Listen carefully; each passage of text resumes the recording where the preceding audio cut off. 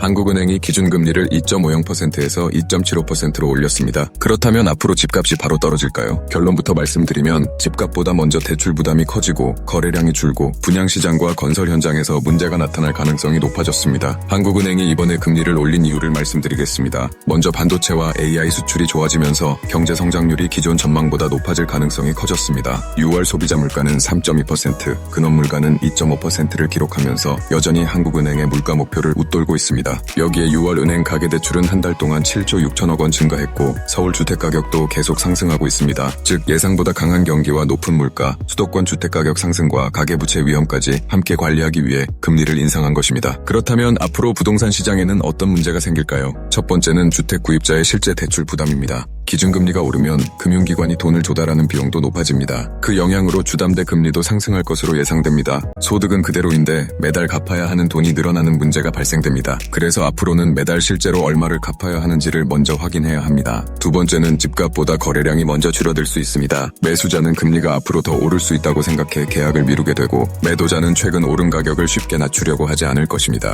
이렇게 매도자의 생각이 달라지면 거래가 먼저 멈출 가능성이 높습니다. 그런데 여기서 중요한 점이 있습니다. 금리가 올랐다고 해서 전국의 집값이 똑같이 움직이는 것은 아닙니다. 서울과 수도권 핵심 지역은 공급이 부족하고 대기 수요가 있기 때문에 가격이 버틸 수 있습니다. 하지만 거래량이 적고 대출 의존도가 높은 지방이나 비선호 지역은 금리 인상의 충격을 더 크게 받을 수 있습니다. 수도권 집값과 가계부채를 잡기 위해 올린 금리가 오히려 지방 부동산의 회복을 더 늦출 수도 있다는 겁니다. 세 번째는 분양시장과 미분양 현장의 양극화입니다. 분양가가 같더라도 금리가 오르면 중도금 이자가 늘어나고 입주할 때 받는 장음대출 부담도 커집니다. 기존에 살던 집이 제때 팔리지 않으면 잔금을 마련하기 어려워질 수 있습니다. 입주 시점에 대출이 예상보다 적게 나오면 전체 자금 계획도 흔들릴 수 있습니다. 그래서 앞으로 내 집 장만 시 대출, 금리, 잔금 준비 등 보수적인 검토와 현실적인 접근이 필요합니다. 네 번째는 건설사와 시행사의 금융비용과 공사비 부담입니다. 기준금리가 오르면 PF 대출과 사업비 대출 이자가 높아집니다. 사업성이 낮은 지방 현장이나 미분양이 많은 사업장은 착공이 늦어지거나 공사 중단 등의 최악의 사태도 발생될 수 있습니다. 여기에 중동 긴장으로 국제유가와 원자재 가격까지 오르면 건설자재 생산비와 운송비, 건설장비 운영비도 함께 올라갑니다. 결국 금융비용과 공사비가 동시에 높아지면서